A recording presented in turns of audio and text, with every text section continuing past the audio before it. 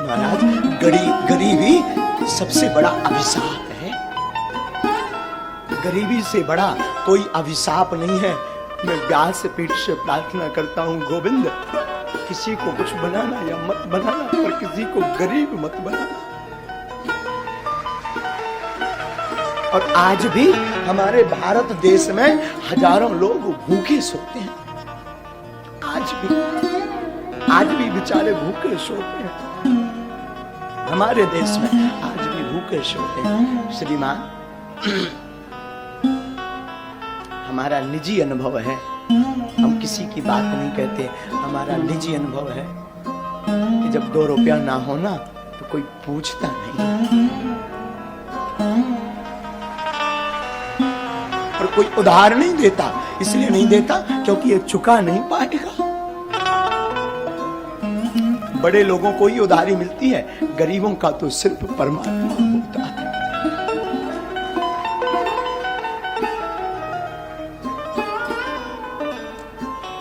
आचार्य महोदय, जब हम अपने गांव में रहा करते थे तो हम अपने गांव में भीख मांगते थे। 8 साल तक हमने भीख मांगी।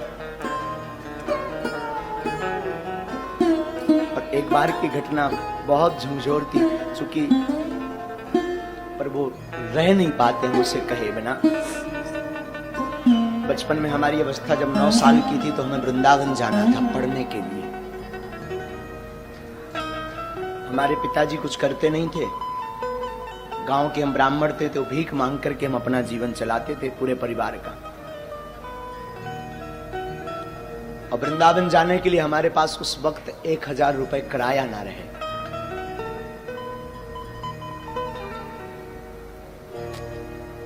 सच कहूं, लोग उस वक्त निमंत्रण कार्ड भी नहीं देते थे, क्योंकि ये आएगा तो फटे कपड़े पहनकर आएगा तो हमारी शोभा खराब हो जाएगी।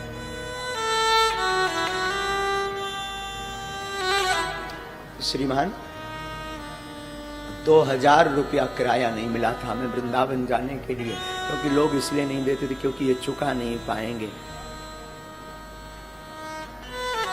हमारी माँ ने हमेशा इस दास को जीना सिखाया। माँ और हमारे गुरुदेव कहा करते थे, बेटा जगत साथ दे या ना दे, पर गोविंद के सहारे तुम डटे रहना, गोविंद सहारा जरूर देंगे। और आज हनुमान जी ने ऐसा हाथ पकड़ा, आज हनुमान जी ने ऐसा हाथ पकड़ा कि जो लोग कल किराया नहीं देते थे वही लोग आज टोकन लेने की लाइन में खड़े 6-6 महीना। और बड़ी बात, जिस वृंदावन में हमें कथा सीखने जाना था उसी वृंदावन में हनुमान जी ने बास दे दिया, आश्रम बनवाना शुरू कर दिया। मैं व्यासपीठ से प्रार्थना करूं, तुम बड़े आदमी के घर पर जा पाना या मत जा पाना, पर जिसका कोई ना हो, अगर उसके घर पर दिवाली हो, महोत्सव हो, शादी हो, दुख हो, तो मेरी प्रार्थना है उसके घर तुम जरूर जाना। और आसपास उनकी सहायता जरूर करना जिनका कोई ना हो, क्योंकि बड़े आदमियों के तो हजारों रिश्ते होते हैं, 50 लोग सिंपैथी दिखाते हैं, भावनाएं अपनी प्रस्तुत करते हैं, पर गरीब के सामने ना कोई भावनाएं प्रस्तुत करता है ना भाव दिखाता है। गरीब के सामने तो सिर्फ गोविंद रहता है। पर तुम गोविंद बनने का नहीं सही, पर गोविंद का दास बनने का प्रयास करना, क्योंकि गरीबी बड़ी विचित्र होती। साधु जिसने देखी वही जानता है। जब तक फटे न पाऊं बीमारी का जाने, पीर पर आए। वो अंधेरी रातें, वो अकेलापन,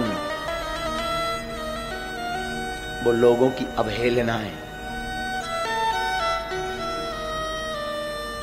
बड़े लोगों का लड़का अनार कर दे तो वो बड़े हैं, छोटों का कर दे तो अपराध है, छोटों का करे तो अपराध है।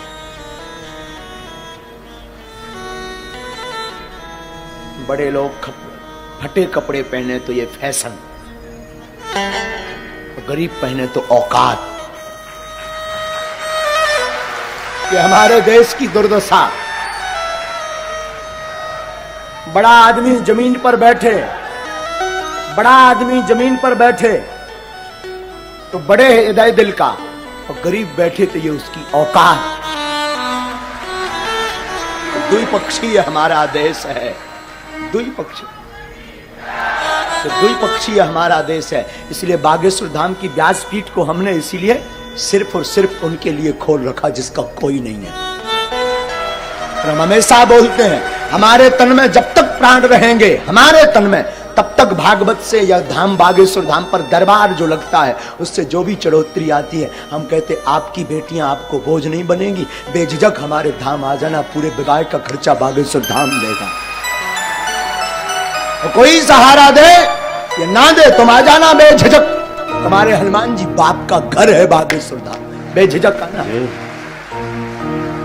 हमारी लोगों को भले ही बुरा लगता हमारा स्वभाव, कई लोगों को, इसलिए चाहे बड़ा आवे चाहे छोटा, लोगों को लगता हो, भगवान जाने, कई लोग बुरा भी मानते, चाहे बड़ा आवे चाहे छोटा, हमारी नजर में सब हनुमान जी के भगत हैं। हमें ना बड़ा है ना छोटा, क्योंकि ना दक्षिणा लेते हैं तो हमारे लिए ना कोई बड़ा है। जिसे दक्षिणा चाहिए हो, जिसे यश चाहिए हो, जिसे पद चाहिए हो, उसके लिए बड़ा छोटा। हमें तो एक ही पद चाहिए, एक ही दक्षिणा चाहिए, एक ही नाम चाहिए, वो हनुमान नाम रूपी चाहिए। फिर क्या मतलब बड़ा या छोटा। इसलिए कथा भी हम हमेशा अपने हनुमान जी को सुनाते हैं और बोल देते तुम्हारी क्षमता हो तो बैठो, नहीं तो भग जाओ, नो वेलकम। हमारी कथा आपके लिए नहीं है, अपने बाप हनुमान जी के लिए है। तुम सुनो या ना सुनो, मेरा बाप तो मुस्कुराता सुन रहा ना,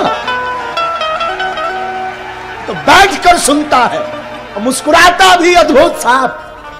वो तो खड़ा खड़ा मुस्कुराता रहता और सुनता है कथा को। तुम क्या सुनोगे और आप दक्षिणा भी क्या दोगे? दुनिया खुद भिखारी है, वो क्या दक्षिणा चुकाएगी? अंतर इतना है, गरीब मंदिर के बाहर भीख मांगता, अमीर भीतर जाकर भीख मांगता, भिखारी दोनों है। जगत खुद भिखारी है, तो क्या आपको देगा? मैं प्रार्थना करूं संसार के लोगों से आशा मत करना, आशा करना तो सिर्फ गोविंद से करना। जगत तभी आपको साथ देगा जब आपके अंदर होते के धोते होंगे।